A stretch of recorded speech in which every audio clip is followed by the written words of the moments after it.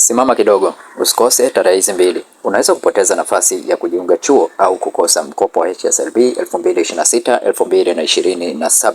Hakikisha unazijua hizi deadline mbili, deadline ya kuapply chuo pamoja na deadline ya kuapply mkopo wa Bodi ya Elimu ya Mikopo ya Elimu ya Juu HSLB 2026-2027.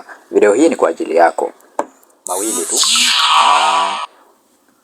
Tarehe 10 Agosti 2026 ni deadline ya maombi ya kujiunga na vyuo vikuu kwa upande wa diploma pamoja na degree, na tarehe 31 Agosti 2026 ni deadline ya maombi ya mkopo wa HSLB 2026-27.